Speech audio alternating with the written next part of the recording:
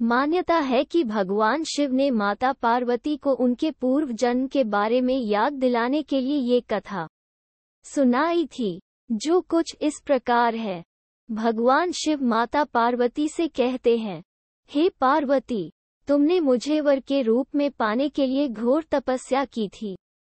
तुमने अन्न जल त्याग कर सूखे पत्ते खाए।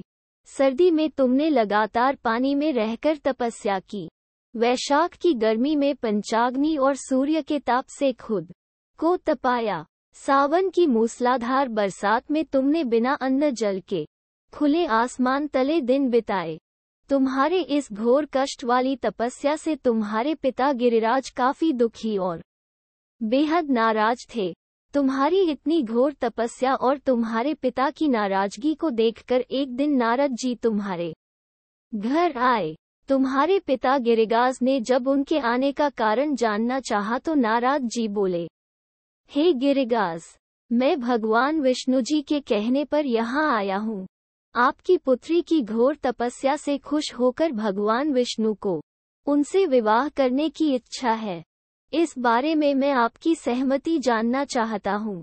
नारद मुनि की बात सुनकर तुम्हारे पिता अत्यंत खुश होकर बोले, श्रीमान, अगर स्वयं विष्णु भगवान मेरी पुत्री से विवाह करना चाहते हैं तो मुझे कोई आपत्ति नहीं है।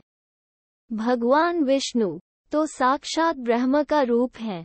ये तो हर पिता चाहता है कि उसकी पुत्री सुखी रहे और अपने पति के घर में लक्ष्मी का रूप बने। तुम्हारे पिता द्वारा स्वीकृति पाकर नारद जी विष्णु जी के पास पहुँचे और उन्हें विवाह तय होने के बारे में समाचार दिया।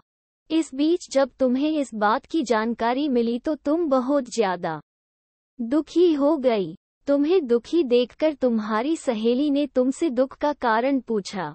तब तुमने कहा, मैं सच्चे मन से भगवान शिव को ही अपना पति मान चुकी हूँ, लेकिन मेरे पिताजी ने विष्णु जी के साथ मेरा विवाह तय कर दिया है। मैं इतनी धर्मसंकट में हूँ कि मेरे पास जान देने के अलावा कोई और दूसरा उपाय नहीं है। तुम्हारी सहेली ने तुम्हें हिम्मत देते हुए कहा कि संकट के समय धैर्य रखने की आवश्यकता होती है। तुम मेरे साथ घने जंगल में चलो जहाँ साधना भी की जाती है। वहाँ पर तुम्हें तुम्हारे पिता नहीं ढूंढ पाएंगे। मुझे पूरा भरोसा है कि भगवान तुम्हारी मदद अवश्य करेंगे। तुमने अपनी सहेली की बात सुनकर यही किया। तुम्हारे घर से यूं चले जाने पर तुम्हारे पिता बहुत दुखी और चिंतित हुए। वो उस दौरान ये सोचने लगे कि मैंने अपनी पुत्री का विवाह विष्णु जी से तय करा दिया है। अगर भगवान विष्णु बारात लेकर आए और पुत्री यहाँ नहीं मिली तो बहुत अपमान सहना पड़ेगा। तुम्हारे पिता ने तुम्हें चारों ओर खोजना शुरू कर दिया। उधर तुम नदी किनारे एक गुफा में पूरे मन से मेरी आराधना में डूब गई। फिर तुमने रेत से एक शिवलिंग बनाई। रात भर तुमने मेरी स्तुति में भजन जागरण किया। तुमने बिना अन्न जल ग्रहण किए मेरा ध्यान किया। तुम्हारी इस कठोर तपस्या से मेरा आसन हिल गया और मैं तुम्हारे पास पहुंचा। मैंने तुम्हें तुम्हारी इच्छा का कोई वर मांगने को कहा। तुमने तब मुझे अपने सामने पाकर कहा कि मैं आपको सच्चे मन से अपना पति मान चुकी हूँ। अगर आप सच में मेरी इस तपस्या से खुश होकर मेरे सामने आए हैं तो मुझे अपनी पत्नी के रूप में अपना लीजिए। मैं तुम्हारी बात सुनकर तथास्तु कहकर कैलाश की ओर चला गया। तुमने प्रात होते ही पूजा की सारी सामग्री नदी में प्रवाहित करके अपनी सखी के साथ व्रत का वरण किया। उसी वक्त तुम्हारे पिता गिरिराज तुम्हें ढूंढते हुए वहां पहुंचे। तुम्हारी हालत देखकर तुम्हारे पिता दुखी होकर तुम्हारे इस कठिन तपस्या का कारण पूछे। तुमने अपने पिता को समझाते हुए कहा, पिताजी, मैंने जीवन का ज्यादातर समय कठिन तपस्या करके बिताया है। मेरी इस कठोर तपस्या का केवल एक ही उद्देश्य था, शिव जी को पति रूप में प्राप्त करना। मैं आज अपनी तपस्या की परीक्षा में खरी उतरी हूँ। आपने विष्णु जी से मेरा विवाह करने का निश्चय किया था, इसलिए मैं आराध्य की तलाश में घर से दूर हो गई। अब मैं घर आपके साथ एक ही शर्त पर चलूंगी।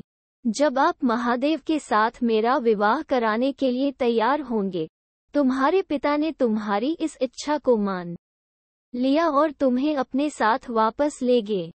फिर कुछ समय बाद तुम्हारे पिता ने हमारा विधि विधान के साथ विवाह करा दिया।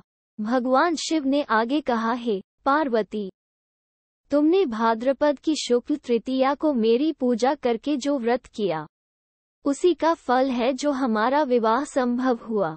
इस व्रत का ये महत्व है कि जो भी अविवाहित कन्या इस व्रत को करती है, उसे गुणी, विद्वान व धनवान वर पाने का सौभाग्य मिलता है। वहीं विवाहित स्त्री जब इस व्रत को पूरी विधि से करती है, तो सौभाग्यवती होती है और पुत्र व धन सुख प्राप्त करती है। कहानी से सीख: अगर सच्चे मन और मेहनत से किसी चीज की इच्छा की जाए तो इच्छा जरूर पूरी होती है।